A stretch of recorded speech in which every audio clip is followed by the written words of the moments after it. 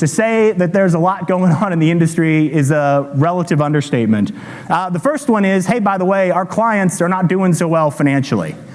And the vast majority of the things that appeared in our word cloud around disruption actually show up here, right? So as we see pressure on reimbursement, as we see changes in regulatory environment, as we see the labor shortages, labor productivity challenges, all that drives pressure on the performance of today.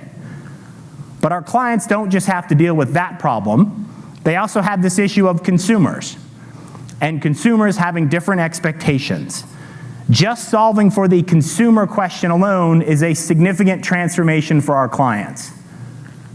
Beyond that, the plot thickens even more, because now we have all these crazy combinations happening in the industry. We have Google launching into primary care with things like CityBlock, right? We have Amazon, JP Morgan, and Berkshire Hathaway. Lord knows what they're actually going to do, but in theory, they're going to do something.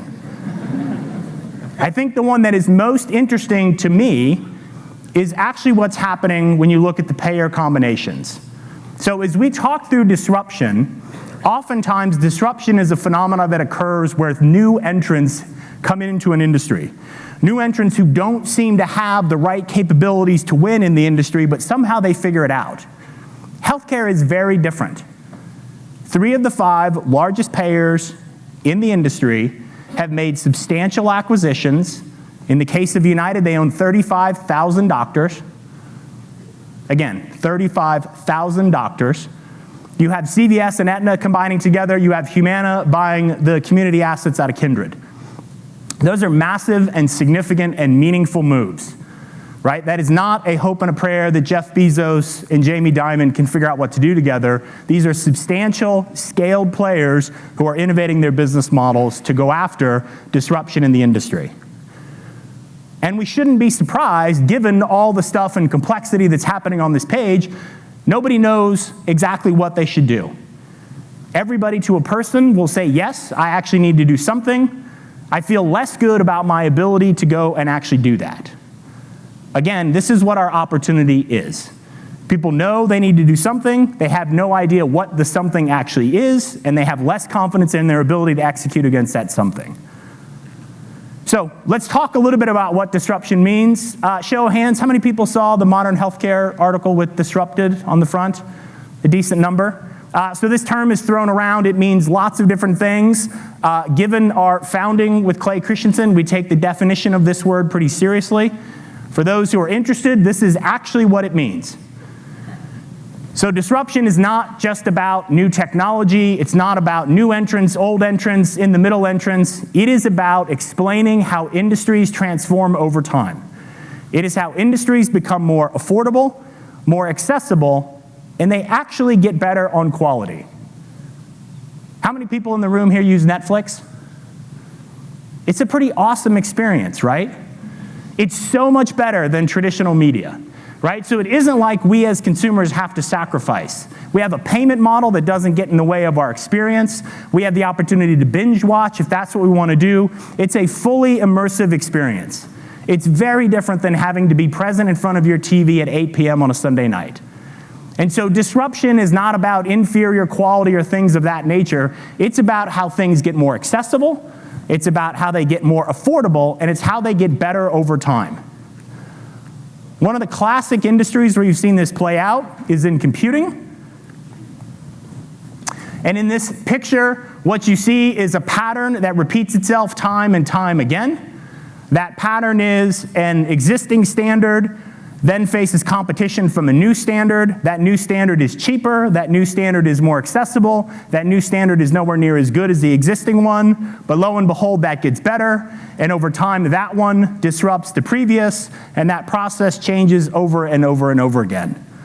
What's interesting about that is the implication that has on the people who are in that industry.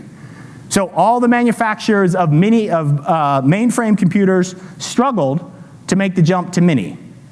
The people in mini who proclaimed dominance of the industry struggled to make the jump to PCs. Many of them were in fact either went out of business or were acquired by PC companies. And then as you continue to roll that forward, we can see how we've moved to mobile and how all this stuff has moved to the cloud. Now, there is one company that actually was able to buck the trend and made the jump from one to the next to the next. That company's IBM. The only reason IBM was successful in doing this was because IBM understood disruption is about a different business model. A mainframe computer is a multi-million-dollar system. It sells at an 85% gross margin. A mini computer is a $500,000 system. It sells at a 65% gross margin. The customers actually look different. One is much more demanding than the other. The PC business, it's a $2,000 system. Early days, it had 40% gross margins. Those quickly went down to sub 20. It's a retail model. It looks very different than the previous. So IBM understood that these were different business models. There were different success formulas involved, and so they separated out their efforts. So they took a team, they said, go to Rochester, Minnesota, and create a business plan that allows you to be successful in that mini computer business. Recognize you have a ton of capabilities that you can draw on back from the mothership, but you are not going to take the legacy model and pull that into a new industry. That's what allowed them to be successful. They did the same thing in the PC business. Now, what's interesting is I don't have IBM's picture here at the bottom. IBM is behind in both cloud and in artificial intelligence.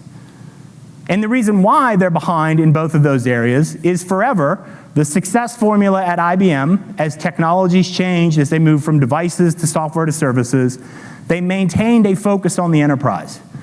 Understanding the enterprise's needs were central to what they believed was success.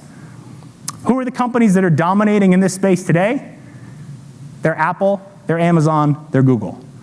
They're ones who focus around a consumer, not an enterprise.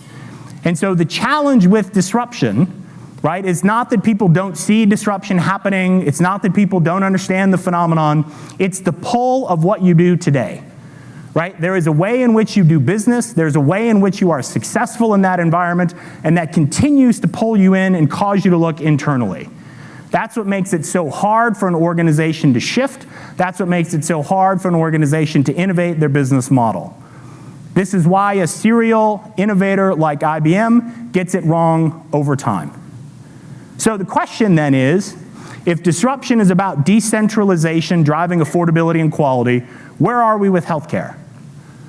So if we look at healthcare spending over about a 20-year time horizon, there's some pretty cool stuff to see. Number one, decentralization is actually happening, right? You see spending going up in ambulatory utilization. You see spending going down in inpatient utilization. We are making progress in reducing bed days. This is awesome. So we see supply side decentralizing. We got a couple things in the middle that honestly we just can't do much about. We all would like to be younger. We're not. And we would like to, well, we have different views on whether or not the population is of the right size or not, but that just kind of is what it is, right? There's nothing we can do about that. What's interesting, though, is what's driving 50% of the increase in costs over a 20-year time horizon. It's rate and service intensity. Said differently, wrong care, wrong place, wrong price. This is what's driving pressure and disruption. This is what the payers are going after when they see the opportunity to manage demand in the community. They are fed up waiting for health systems to figure this out. They are tired of seeing the level of secondary care that's performed in high-cost environments like an academic medical center, like an inpatient facility. And so as a result, they're going to form the capabilities to manage demand and pull that away from health systems. And so as we talk about disruption and we talk about where we are in the industries, we are not in the game of picking winners and saying disruption is happening tomorrow. But when you look over wide swaths of time, when you think about all the trends that you just talked about, disruption is happening here. You've got scaled players making meaningful moves to move against and to drive disruption in the industry.